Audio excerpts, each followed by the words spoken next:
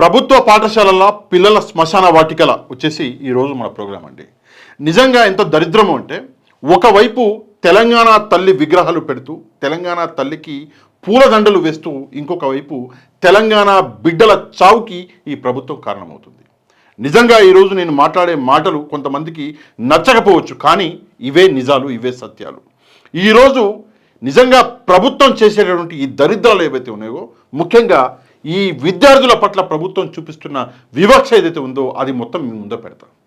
ఈ వివక్ష పెట్టే క్రమంలో నేను కొన్ని పదాలు అటు ఇటుగా వాడితే నన్ను మీరు క్షమించాలి. ఎందుకంటే ఇవి నిజంగా బాధాకరమైన సంఘటనలు. చూస్తుంటే సిగ్గేస్తుంది, కానీ ప్రభుత్వానికి మాత్రం కొంచెం కూడా సిగ్గు లేకుండా పోయింది. ఒక్కొక్క సంఘటన నేను ఈరోజు డిస్కస్ చేస్తా. అన్ని సంఘటనలు చేయను, కానీ ఒక 2-3 సంఘటనలు డిస్కస్ చేస్తా. కానీ ఒక పెద్ద విషయం ఈరోజు మీ ముందు పెడతా. మనందరికీ తెలుసు, నిన్న రాత్రి శైలజ అని చెప్పేసి ఒక అమ్మాయి, ఒక చిన్నారి నిన్న నిమ్స్ హాస్పిటల్లో చనిపోయింది. ఎంత దరిద్రము అంటే, అక్టోబర్ 30వ తారీఖు మీరు ఇక్కడ చూస్తే, అక్టోబర్ 30వ తారీఖు ఆసిఫాబాద్ జిల్లాలోని వాంకేడి మండలంలో మనం ఇక్కడ చూసుకుంటే గిరిజన పాఠశాలలో మొత్తము 64 మంది విద్యార్థులు నిజంగా వాళ్ళ ఫుడ్ పాయిజనింగ్ అయ్యి హాస్పిటల్ పాలయ్యారు. ఇది ఇక్కడ అప్పటి అంటే 30వ తారీఖు, అక్టోబర్ 30వ తారీఖు ఫోటోగ్రాఫ్స్ ఇవి. తెలుగు స్క్రైబ్ అని చెప్పేసి ట్విట్టర్ హ్యాండిల్లో ఫోటోగ్రాఫ్స్తో సహా ఇక్కడ వేయడం జరిగింది. ఇది నేను డీటెయిల్గా మీకు చూపించలేను, ఎందుకంటే చిన్నపిల్లలు ఉన్నారు కాబట్టి వాళ్ళ వీడియోస్ నేను మ్యాక్సిమం అవాయిడ్ చేస్తా. అవసరం ఉన్న చోటు మాత్రం తప్పకుండా చూపిస్తాను. ఇది పరిస్థితి. ముందు 30 మంది అడ్మిట్ అయ్యారు, దాని తర్వాత రోజు మళ్ళీ 11 మంది అయ్యారు, దాని తర్వాత రోజు మళ్ళీ అయ్యారు. అట్లా మొత్తం 64 మంది పిల్లలు అడ్మిట్ అయితే అందులో 3 పరిస్థితి చాలా అంటే చాలా దారుణంగా మారిపోయింది. ఆ 3 వచ్చేసి ఈ మహాలక్ష్మి అనే అమ్మాయి, కే జ్యోతి అనే అమ్మాయి, ఇక్కడ మనం చూసుకుంటే సి శైలజ అని చెప్పేసి అమ్మాయి. వీళ్ళు 3 పరిస్థితి చాలా దారుణంగా ఉంటే వీళ్ళని హైదరాబాద్లోని నిమ్స్ హాస్పిటల్లో అడ్మిట్ చేశారు.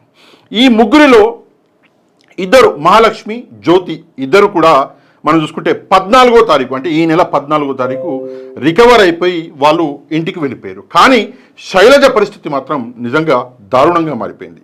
ఎంత దారుణంగా మారిపోయింది అంటే, ఆ ఫుడ్ అంటే ఆ విషం తిని ఆమె ఊపిరితిత్తులు, మూత్రపిండాలు మొత్తం పనిచేయకుండా అయిపోవడం వల్ల ఆమెని ఐసీయూలో అంటే నిమ్స్ హాస్పిటల్లో ఆమె 5వ తారీఖు చేరడం జరిగింది. వీళ్ళు 3 కూడా 5వ తారీఖే ఐసీయూలో, దాని తర్వాత ఆర్ఐసీయూలో, దాని తర్వాత డైరెక్ట్గా వెంటిలేటర్ మీద కూడా పెట్టడం జరిగింది.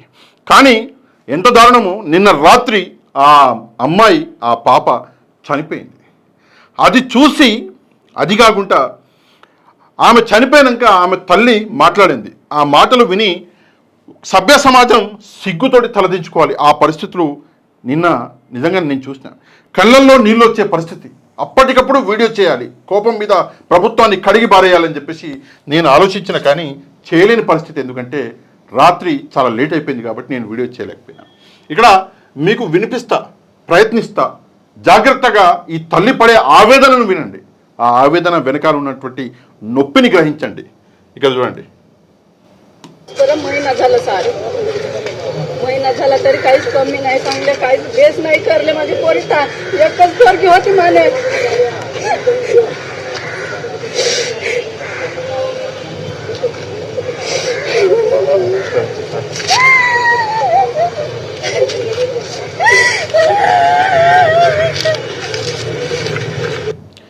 ఇక ముందు నేను చూపించను, ఎందుకంటే కొంచెం ఎమోషనల్ ఇది ఉంది కాబట్టి భాష మీకు అర్థం కాకపోవచ్చు.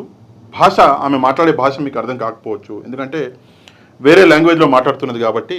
కానీ భావం మీకు అర్థమైంది అనుకుంటున్నాను. ఎందుకంటే ఆమె ఏడుపుకి భాష అక్కర్లేదు.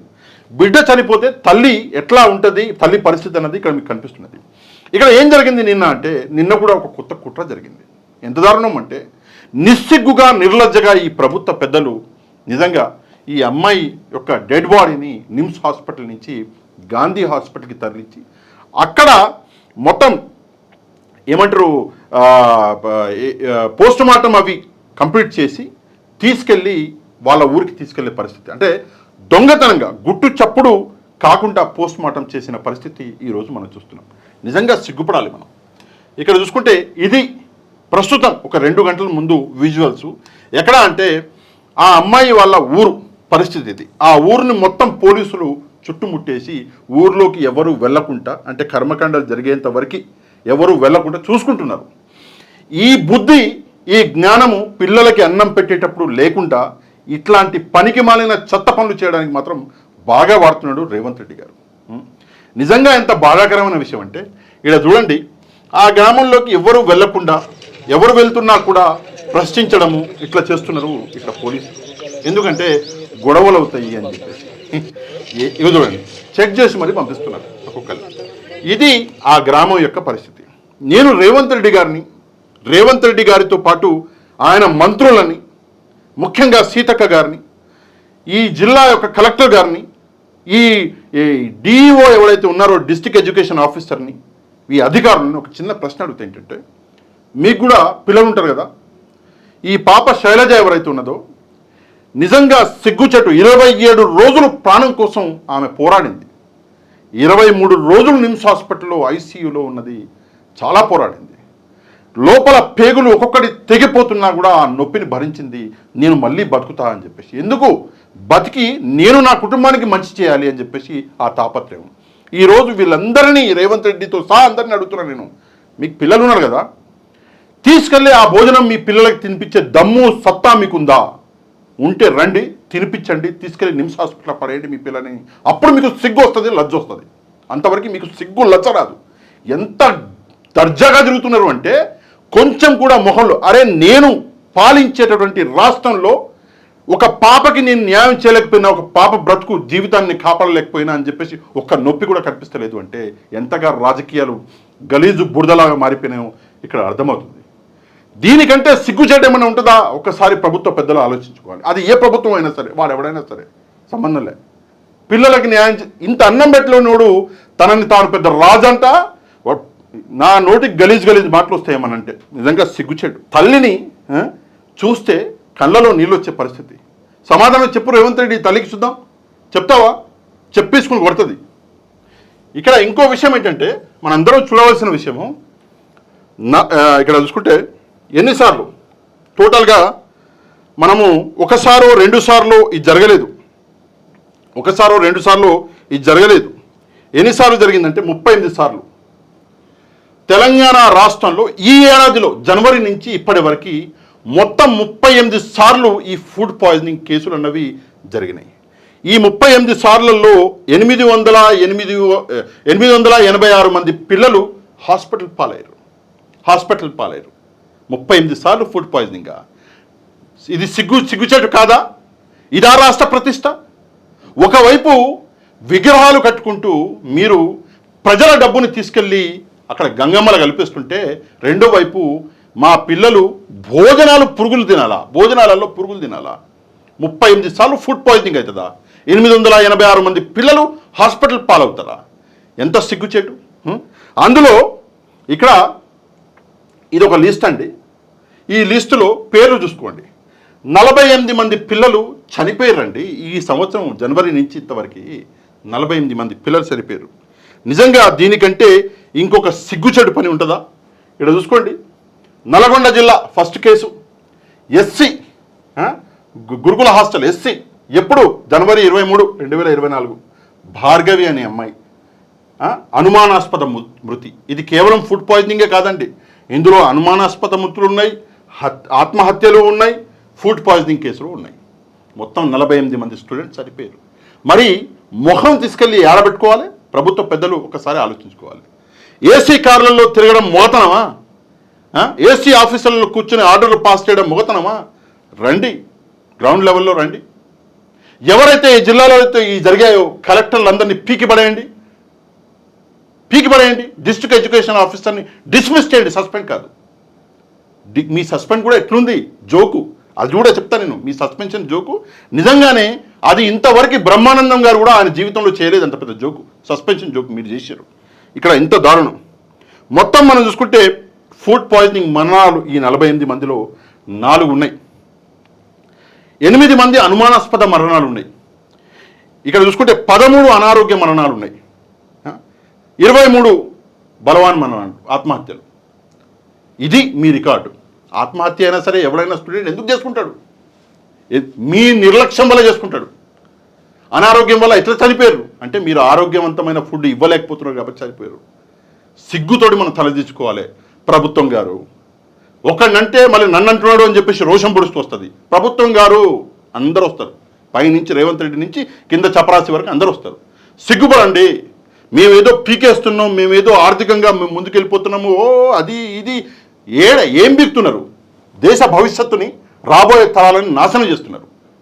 ఇక ఈ ప్రభుత్వం చేస్తున్నటువంటి ఒక జోక్ ఏంటంటే, ఈడ చూడండి, మీకు ఒకటి చూపిస్తా. అగో ఇది మనం చూసుకుంటే ఇక్కడ మునగనూరు, ఇక్కడ చూసుకుంటే మాగనూరు అని చెప్పేసి ఇక్కడ ప్రాంతం. ఇక్కడ 100 మంది విద్యార్థులు అస్వస్థతకు గురయ్యారు. 100 మంది, ఒకళ్ళు కాదు, ఇద్దరు కాదు, 100 మంది. మీ అందరికీ తెలుసు, 100 మంది విద్యార్థులు అస్వస్థతకు గురయ్యారు. చూడండి ఈ ఫోటో. నేను చూయించాలా చూయించకూడదా అని చెప్పేసి కూడా అర్థం కావట్లేదు. నవంబర్ 20వ తారీఖు ఫోటో ఇది. చిన్న పాపని తీసుకెళ్ళి ఇక్కడ చూడండి, అగో పిల్లలను తీసుకెళ్ళి బండ్లు వేస్తున్నారు. 100 మంది పిల్లలు. అయితే ఇక్కడ జోక్ ఏంటంటే, జోక్ మీరు వినాలి. వీళ్ళందరికీ ఫుడ్ పాయిజనింగ్ అయితే 100 మందికి ఏం చేశారు అంటే, కలెక్టర్ గారు ఉరుక్కుంటే లేడు, మంచి భోజనం పెట్టండి, విద్యార్థులకు మంచి భోజనం పెట్టాలి అని చెప్పేసి చెప్తే, రెండో రోజే ఏమైంది తెలుసా మీకు? చూపిస్తా. రెండో రోజే అగో ఇది పరిస్థితి. మళ్ళీ పురుగుల అన్నమే అని చెప్పేసి, అంటే ఏమంటాడు, మాగనూరు ప్రభుత్వ స్కూల్లో మారని తీరు. ఇక్కడ చూడండి, ఇక్కడ మీకు కనిపిస్తుందా అని అనుకుంటున్నా. అగో మారని తీరు. ఫుడ్ పాయిజనింగ్ అయిన మరుసటి రోజే, అంటే ఫుడ్ పాయిజనింగ్ అయిన రెండో రోజే మళ్ళీ పురుగులు అన్నం. అంటే కలెక్టర్ వచ్చి ఆడ నిలబడి మంచి అన్నం పెట్టండి అని చెప్పేసి పోతే, మళ్ళీ రెండో రోజు మళ్ళీ పురుగులు అన్నం పెట్టారు. అంటే చిన్నపిల్లలు, పేదోళ్ళు అంటే అంత చిన్న చూప. రెండో రోజు పురుగులు అన్నం వచ్చిందని చెప్పేసి ఇట్లా న్యూస్ పేపర్లలోకి వస్తే ఏం చేయాలని చెప్పేసి ఆలోచించారు పెద్ద మొగోళ్ళు. ఆలోచించి లేదు ఈలనాలని కాదు, డైరెక్ట్గా డిఈఓని సస్పెండ్ చేయాలి, డిస్ట్రిక్ట్ ఎడ్యుకేషన్ ఆఫీసర్ని సస్పెండ్ చేయాలని చెప్పారు. ఆ సస్పెన్షన్ కూడా ఎంత పెద్ద జోక్ అంటే, అగో ఇది ఆ సస్పెన్షన్. అగో ఈయన మొగోడు, ఆ మొగోడు ఈయన. ఈ మొగోడి పేరేందంటే, ఈడ ఉంటుందిగా, అబ్దుల్ గనీ అంట. ఈయన డిస్ట్రిక్ట్ ఎడ్యుకేషన్ ఆఫీసర్ అంట. చపరాసికి పనికిరాడు. పిల్లలకి అన్నం పెట్టలేకపోతున్నావు, నువ్వేం మొగోడివిరా బాబు, నీ పిల్లల్ని తీసుకొచ్చి తినిపిస్తావా అన్నం? చూద్దాం. ప్రభుత్వ ఉద్యోగం చేసేది ప్రజల డబ్బుతోటి, ప్రజల డబ్బు తీసుకుని ఉద్యోగం నువ్వు చేయలేకపోతున్నావు అంటే నువ్వు పనికిరావని ఏదో అర్థం. ఈ డిస్ట్రిక్ట్ ఎడ్యుకేషన్ ఆఫీసర్ గారిని సస్పెండ్ చేశారు. సరే సస్పెండ్ చేశారు కదా అని చెప్పేసి పిల్లలు కూడా సరే మంచి రోజులు మాకు వస్తాయి అనుకుంటే, లేదంట మళ్ళీ ఇమ్మీడియట్గా సస్పెండ్ చేసిన మరుసటి రోజే పోస్టింగ్ ఇచ్చిన ప్రభుత్వము. అంటే డిస్ట్రిక్ట్ ఎడ్యుకేషన్ ఆఫీసర్ గారు మరి ఏమైనా తినిపించిండా, లేదా ప్రభుత్వ పెద్దలకు ఏమన్నా అల్లుడా? ఒకసారి ఆలోచించుకోవాలి. ప్రభుత్వ పెద్దలకి అల్లుడా? ఎందుకని చెప్పేసి ఈరోజు సస్పెండ్ చేసి రెండో రోజే మళ్ళీ తీసుకెళ్ళి వేరే పోస్టింగ్ ఇచ్చారు. సస్పెండ్ కాదు, ఇట్లాంటి పనికి మాలిన వాళ్ళని డిస్మిస్ చేయాలి. దమ్ము ధైర్యం లేని ప్రభుత్వం ఇది. సస్పెండ్ చేశారు. సరే సస్పెండ్ చేస్తే ఈ ఇష్యూ నడుస్తుంది, అందరూ కోపం మీద ఉన్నారు. సరే సస్పెండ్ చేసినాం, ఓకే. మళ్ళీ తీసుకెళ్ళి రెండో రోజే పోస్టింగ్ ఇచ్చేంత అంత పెద్ద మొగోడా ఈయన లేకపోతే మొత్తం ఎడ్యుకేషన్ డిపార్ట్మెంట్ మొత్తం పనికి రాకుండా పోతా? ఇది ప్రస్తుత పరిస్థితి. ఈ సీరియస్నెస్, ప్రభుత్వం ఎక్కడా సీరియస్గా లేదు. ఇక్కడ చూసుకుంటే మాగనూరు ప్రభుత్వ పాఠశాలలో ఫుడ్ పాయిజనింగ్ ఘటనలో నిన్న నారాయణపేట డిఈఓ అబ్దుల్ గనీ నిన్న సస్పెండ్ చేసి ఈరోజు అబ్దుల్ గనీకి వనపర్తి డిఈఓగా పోస్టింగ్ ఇచ్చిన ప్రభుత్వము. ఏమనాలో ఎందుకనాలో అసలు అర్థం కాని పరిస్థితులు. చిన్నపిల్లలంటే చిన్న చూపు. వాళ్ళు ఏమైనా ఓట్లేస్తారా? వేయరు. వాళ్ళకి ఏమైనా డబ్బులు ఉన్నాయా? పేద పిల్లలు, వాళ్ళు ఏం చేస్తారు? ఎంత కోపం ఉంటే ఏందిలే, రేపు పొద్దున ఎలక్షన్లు అంటే ఇవాళ ఒక స్కీమ్ పడేస్తే మళ్ళీ వాళ్ళే వచ్చి ఓట్లు వేస్తారు మాకు అని చెప్పేసి ఒక ధీమా. నేను ఇక్కడ ప్రజల్ని కూడా నేను ఒకటే విషయం కోరుతున్నా ఏంటంటే, ఎవరైతే చనిపోయారో పిల్లలు, ఇక్కడ మీకు కనిపిస్తున్నది కదా లిస్టు, ఎవరైతే ఈ పిల్లలు చనిపోయారో, ఈ 48 మంది పిల్లలు ఎవరైతే చనిపోయారో, ఈ పిల్లల చావులకి కాంగ్రెస్ పార్టీకి ఓటేసిన ప్రతి ఒక్కరు కారణం. వేరే ప్రభుత్వాలు ఉన్నప్పుడు లేదా అంటే, వేరే ప్రభుత్వాలు ఉన్నప్పుడు కూడా ఉంది ఈ సమస్య ఉండే, కానీ ఈ సమస్య ఇంత పెద్దగా లేదప్పుడు. ఈ సమస్యని ఎంత పెద్దగా చేశారంటే, పావు గడిచి పిల్లలు చచ్చిపోవడం ఏందిరా నాకు అర్థం కాదు. హాస్టల్లో మరి గడ్డి బిక్తున్నారా? అర్థం కాని పరిస్థితి. ఈ విషయం మీద పెద్ద పెద్ద మహానుభావులు ఉన్నారు. పెద్ద పెద్ద మహానుభావులు, వాళ్ళందరూ నోరు మూసుకున్నారు. ఎందుకంటే వాళ్ళందరికీ ఎమ్మెల్సీ పోస్ట్ ఇచ్చి పడేశారు. ఎక్కడున్నారు కోదండరామ్ గారు? మాట్లాడండి, విద్యార్థులు చచ్చిపోతారు, మాట్లాడండి చూద్దాం. కాదు, నాకు ఎమ్మెల్సీ పోస్ట్ ఇచ్చారు, నేను ఎమ్మెల్సీ పోస్ట్ హ్యాపీగా ఉన్నా.